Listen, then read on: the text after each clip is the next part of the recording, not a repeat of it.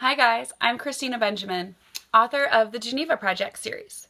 Lauren Trevino has been narrating chapter videos for you. While she's on vacation, I thought it would be really fun to have some guest readers. So if you're interested in reading a chapter for the Geneva Project videos, message me on Facebook and we'll set it up. Today I'm going to be reading chapter 6, and that's one of my favorite chapters, so I hope you enjoy.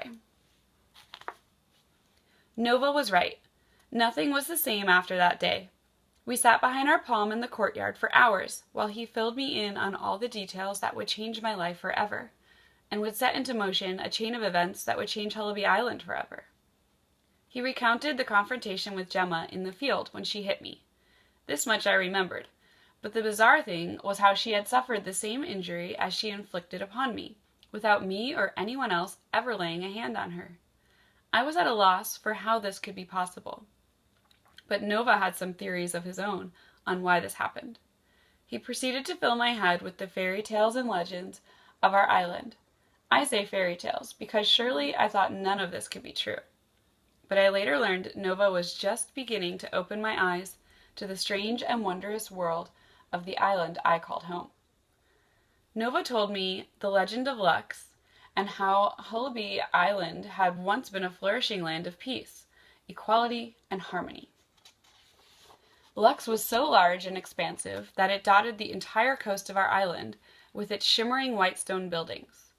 Everyone was welcome in Lux, or anywhere on the island for that matter. There were no citizens or locals or orphans or griffs. All people were cast of the same cloth, and all were respected by each other. There were also tribal people on the island that lived a simple life, deep within the rainforest, and were said to have magical powers that they used for good. These powers helped to keep the peaceful balance among all things on the island. The pleasant people, the bountiful crops, the ideal weather, the docile animals, all were thanks to the indigenous Beto tribe that dwelled in the lush depths of our forest, near the volcanic heart of Hullaby Island.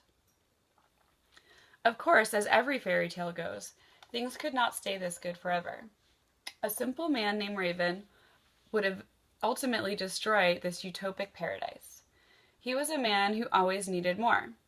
He always wanted to be the best at everything.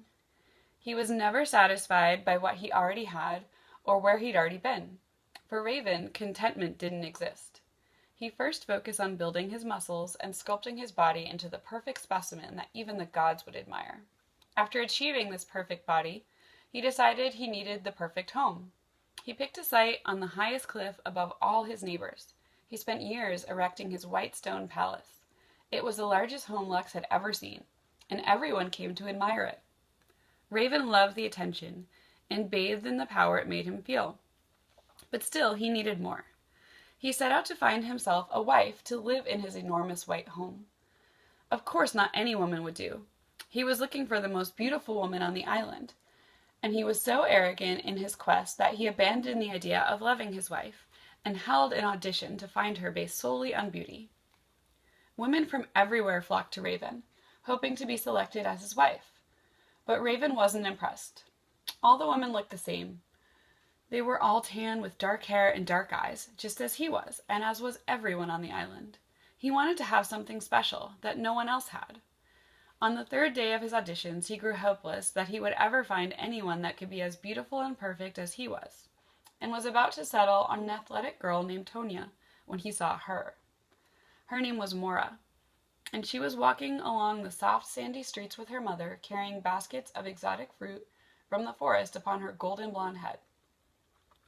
Raven had never seen someone more beautiful than Mora, and was instantly taken by her. He pushed through the crowd of women fawning over him, and ran over to Mora and her mother. The hulking sight of this gigantic, muscular man running toward her frightened Mora, and she hid behind her mother when he approached. Raven tried to explain to Mora and her mother how lucky they were that he had spotted her from afar and instantly knew she was the perfect woman he was looking for to become his wife. This brought the Beto women to giggles, and they tried to ignore this obviously raving madman and continue down the street. But their laughter angered Raven, and he told them that he was the most desirable man in Lux, and that Mora had to be given to him. At this time, Nevia, Mora's mother, spoke for the first time.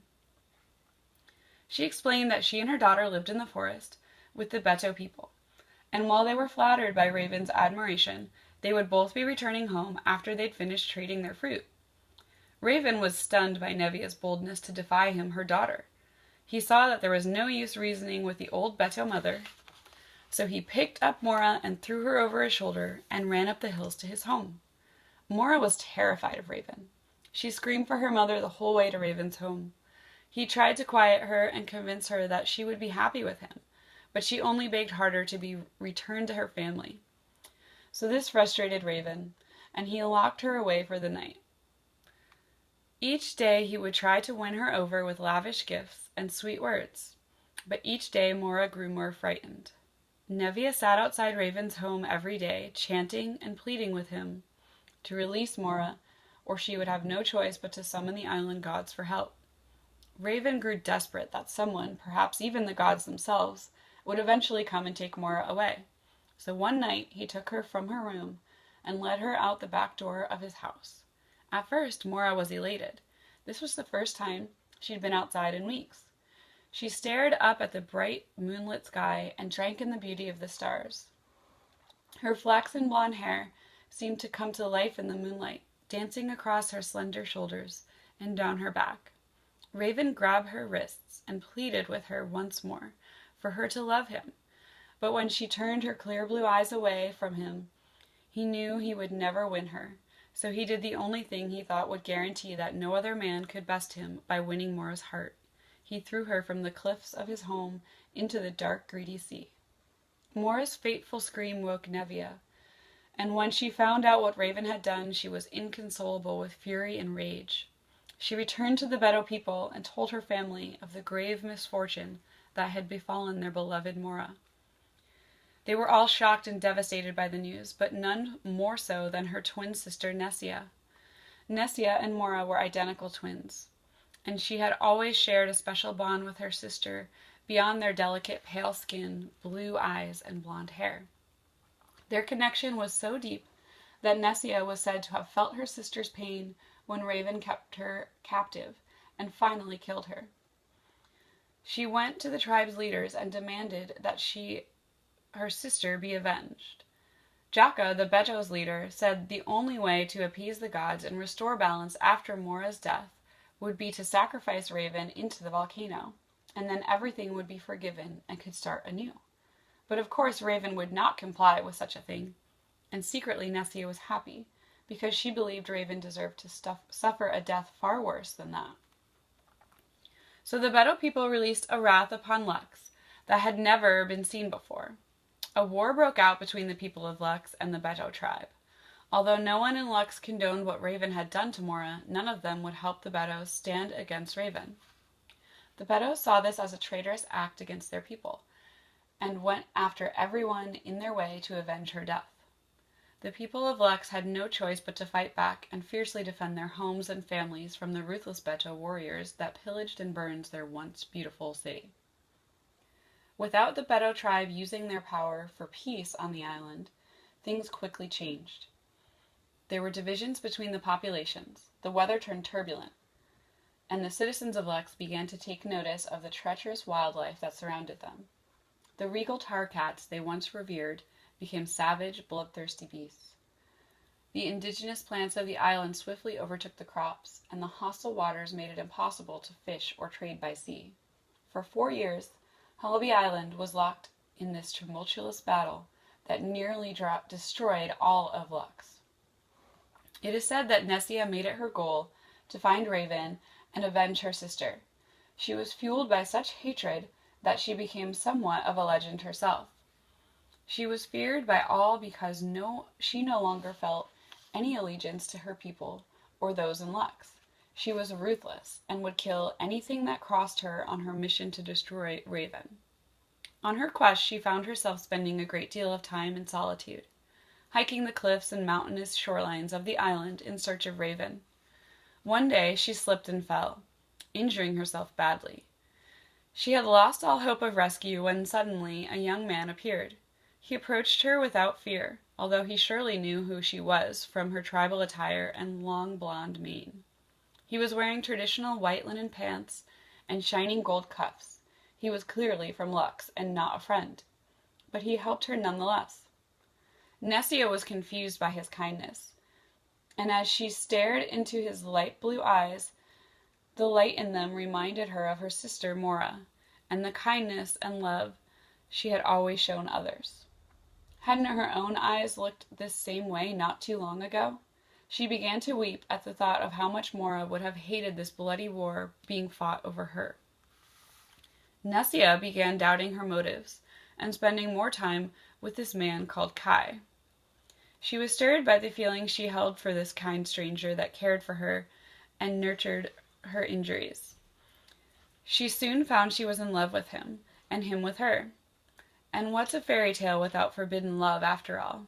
Nessia and Kai tried to hide their love at first, but found it impossible, as the fighting escalated between Lux and the Beddoes. Secretly, they wed atop the cliffs where they met. They lived in blissful solitude far away from the fighting and started a family. It is said they had 2 daughters, one with hair as dark as the night sky, and the other with hair as white as the sandy shores. They represented the light and the dark, the heavens and the earth, the balance that Halabi needed to restore peace. Nessia went to the Beddoe leader Jaka and asked him if there was any way to stop the war, because she feared for her daughters, and she believed they might be the key to bringing peace back to the island, because they were created out of love between the Beddoes and Lux. Jaka was intrigued and asked to meet the daughters. He was shocked to find that they were as Nessia had said, and more. He blessed them and said they were indeed proof that Lux and the Beddoes could live in peace once again. After meeting Nessia's unique daughters, Jaka said he would sacrifice himself to the gods so the island could be reborn. The Beddoe tribe begged for another way, but Jaka explained that his people would have all they needed in Nessia's daughters. They were the light and the dark, sun and moon, sky and earth. They had the power to soothe the unrest and heal the island. And with this, he sacrificed himself to the volcano, and the rest is history. What do you mean the rest is history, Nova? I've heard parts of this story before from the locals, but if it were true, wouldn't we all be living in peace and harmony in beautiful seaside houses in Lux? It's nothing but an old folk tale. That's just it, Tippy. It's not that old, and I'm not done yet. Do you want to hear the rest or not? All right, but get on with it. After Jaka sacrificed himself into the volcano, he set in motion what we refer to as the flood. He said the island would be reborn, but he neglected to say how. He said that those on the island who had become evil and poisoned by the war would be eliminated. That is what caused the rains, the wind, the lava, and the peril. Everything had to go so the island could be cleansed and start anew. Yeah, but we didn't all die, did we? You're still here, and so am I. Exactly. I gave him an impatient look. You see, we were the innocent. We survived the flood because we were meant to. He paused for a moment, looking into my eyes, searching for more understanding than I could give him. He leaned forward and took my face in his hands and continued. And some of us were meant to do even more, he said almost pleadingly. I was mesmerized by the way he gazed at me. I found myself drowning in his languid green eyes. I felt my mind spinning and my cheeks flushing. My heart quickened again, and I felt short of breath. Why did this keep happening to me? Damn Nova and his hold over me. I loved and hated it at the same time, and yet was powerless against it. Nova released his hold of my face and my soul simultaneously. Are you all right? You look flushed. Maybe this is enough for today. I've given you a lot to think about. I shook my head. Oh no, all you've done is tell me some old fairy tale. None of this explains what happened between me and Gemma and why everyone but me has a name, and why I all of a sudden have friends on my side. You need to do a little better than this. Okay, I will, I promise, but it's getting late. I looked around and he was right. The shade from our palm had grown into a shadow that cloaked the courtyard in darkness.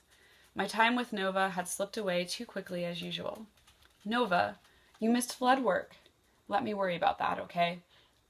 Now this is the deal. You remember how your window works? I nodded. Finally, we were getting to the window. Okay, tonight and every night, for that matter, at 11 o'clock sharp, He'll use that window and come meet me outside the center. But how will I know when it's 11 o'clock, Nova? And won't a grift see me? Tippy, a little trust, he smiled. I'll call for you when it's 11 o'clock, and I've taken care of the grifts. Just do as I say, and soon you'll have all the answers to your questions. That's the end of chapter 6. Hope you enjoyed it. Tune in next week when we will have a guest read chapter 7 for you. Thank you.